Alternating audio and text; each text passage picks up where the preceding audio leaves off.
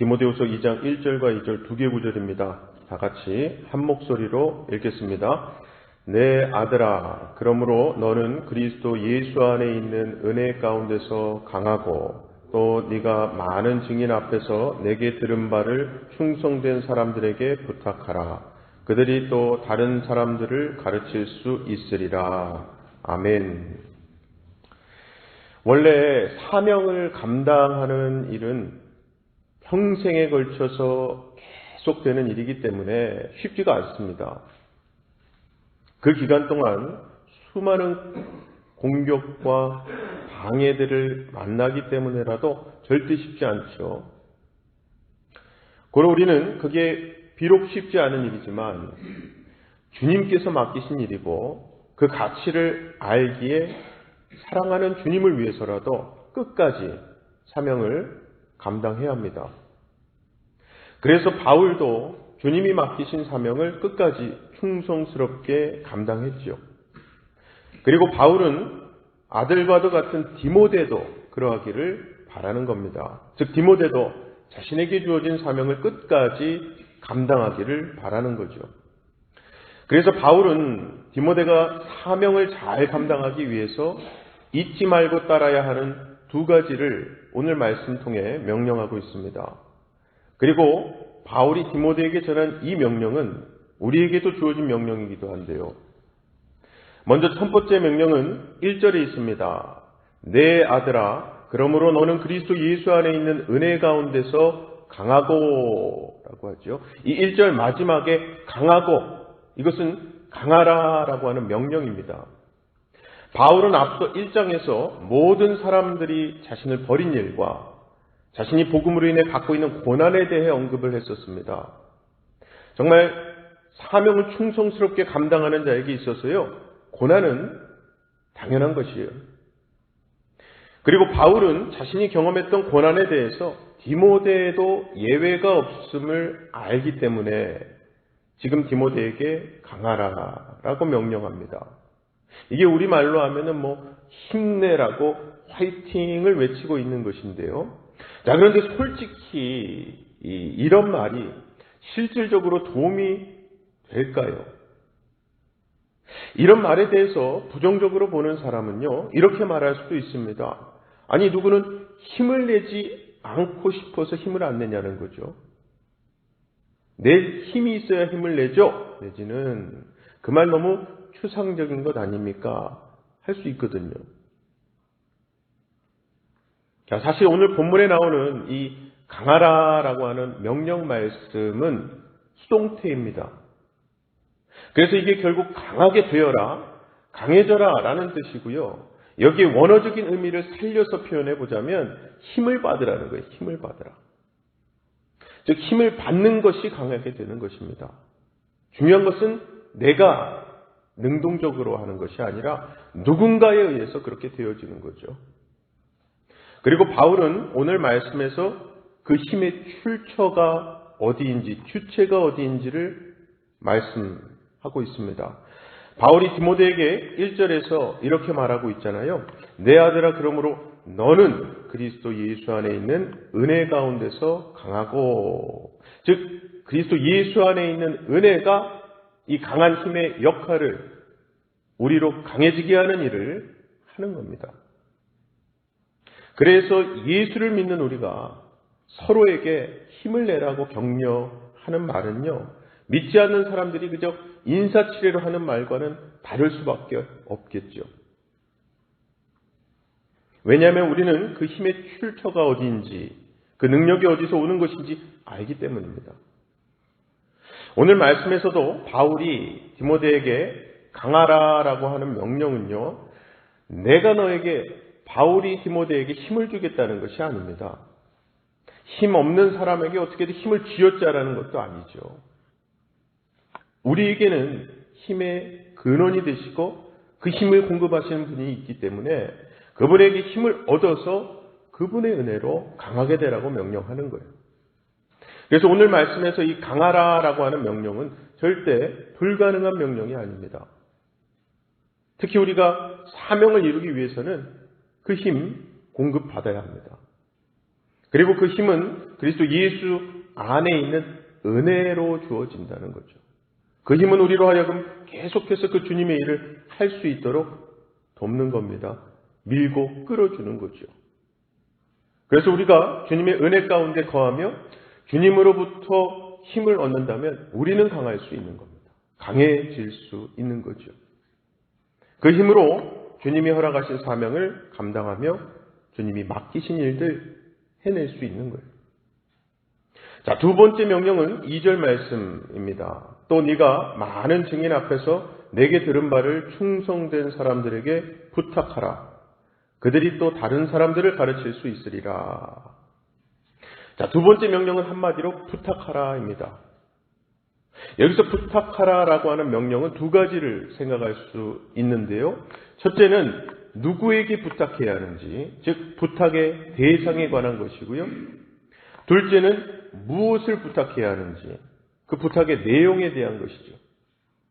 자, 첫째 누구에게 부탁해야 하는가? 2절 말씀 보시면 충성된 사람들에게 부탁하라고 말씀합니다. 즉 신뢰할 수 있는 사람에게 부탁하라는 겁니다. 앞서 바울이 언급했던 사람들을 예로 들자면 바울을 버렸던 부겔로와 허모겐의 같은 사람들이 아니라 끝까지 바울을 보살피고 지원해 주었던 오네시포로와 같은 충성된 사람에게 부탁하라는 거죠. 자, 둘째는 그러면 무엇을 부탁해야 하는가? 2절 앞부분에 많은 증인 앞에서 내게 들은 바를 부탁하라고 말씀하죠. 이것은 곧 디모데가 바울에게 들은 진리의 말씀을 뜻합니다. 이 진리는 많은 증인 앞에서 이미 증거되었고요. 그래서 많은 사람들에게 알려진 것을 뜻해요. 그래서 몇몇 주석가들은 이것을 올림픽 성화에 빗대어서 설명합니다. 성화가 여러 주자들을 거쳐서 많은 이들에게 보여지며 증거되며 목적지에 이르는 것처럼 복음도 최종 목적지에 도달할 때까지 계속해서 그렇게 전달되어야 한다는 거죠. 즉 우리에게 있는 진리는 우리가 받은 것이기 때문에 우리는 이 받은 진리를 또 다른 사람에게 전하는 거예요. 자, 그런 의미에서 보면 이 부탁하라라는 명령은요, 우리에게도 주어진 사명입니다. 뿐만 아니라 사명을 감당하기 위한 명령이기도 하죠. 즉 사명을 감당하기 위해 부탁하라는 명령이 필요한 거예요. 이것은 결국 사명을 혼자서 감당하는 것은 한계가 있고 그래서 충성된 사람이 필요한 것인데 한마디로 혼자가 아니라 함께 해야 한다는 뜻이죠. 그래서 오늘 본문 말씀의 이 부탁하라는 두 번째 명령은 강하라라고 한 첫 번째 명령을 보완해주고 있는 거예요. 즉 우리가 아무리 주님의 능력을 공급받아서 주님이 맡기신 일을 충분히 해낼 수 있는 상태가 되었다 하더라도 혼자서는 그 일 온전히 감당할 수 없다는 거죠. 그래서 주님은 우리를 교회로 부르셨고 주님의 일을 함께 감당하도록 명령하신 겁니다. 정말 그 누구도 도움 하나 필요 없을 정도로 완벽하지 않습니다. 누구나 부족한 부분이 참 많죠. 그래서 서로가 서로에게 도움이 필요하고 도움을 주어야 합니다. 때문에 교회가 서로를 돌아보고 협력하여 서로에게 맡겨진 일을 함께 할 때에 우리는 계속해서 그 사명 잘 감당해낼 수 있는 겁니다. 전도서 4장 12절 말씀이에요. 한 사람이면 패하겠거니와 두 사람이면 맞설 수 있나니 세 겹줄은 쉽게 끊어지지 아니하느니라. 이것은 단순히 한 사람보다는 두 사람이 낫고 두 사람보다는 세 사람이 낫다는 숫자적인 의미라기보다는 두 사람이라도 함께 모여서 하나님께 기도하고 하나님을 의지할 때에 세 겹줄에 있어서 세 번째 사람 혹은 완벽한 힘을 보태주는 그 세 번째의 존재는 결국 성령 하나님께서 그것을 채워주실 거라는 말씀의 맥락이 있어요. 물론 우리가 다른 사람에게 부탁하고 함께 일하는 것이 무조건 쉬운 것은 아닙니다. 솔직히 저를 포함해서 많은 분들이 다른 사람에게 뭔가를 부탁하는 것 어려워하시는 편일 겁니다. 신세를 지느니 그냥 내가 하지 뭐 이렇게 생각하는 것이 대부분이잖아요.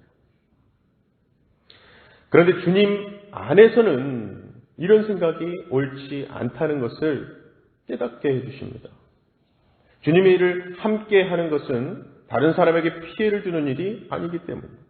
아니 오히려 주님의 선한 일, 그 가치 있는 일에 서로 초대되어지고 초대해서 합력하게 되는 일이죠.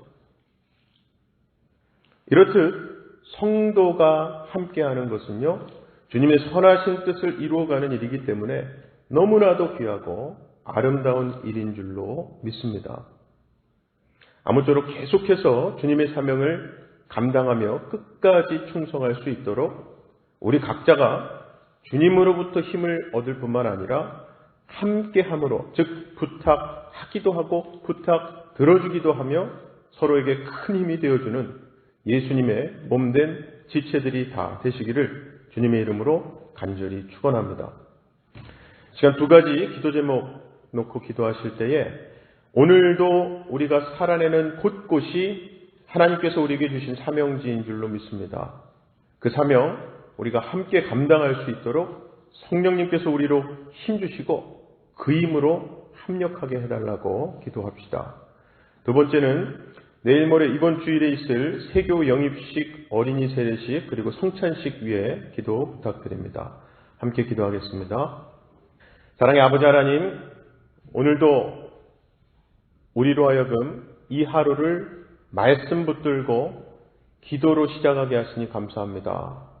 무엇보다 나에게 주신 삶, 내가 감당하기 위해, 내가 필요한 힘 받기 위해 오는 기도 자리가 아니라 하나님께서 주신 사명이 우리 삶 곳곳에 있고 그곳이 우리의 사명지인 줄로 알고 오늘 주신 말씀 또한 하나님으로부터 받는 힘으로 그것을 감당하되 그 사명 감당하기 위해서라도 서로에게 부탁을 하고 부탁을 들어줌으로써 합력하게 됨으로써 하나님께서 원하시는 예수 그리스도의 몸된 지체로서의 사명까지도 감당할 수 있는 우리 디트로이트 한인연합 장로교회가 되게 하여 주시옵소서.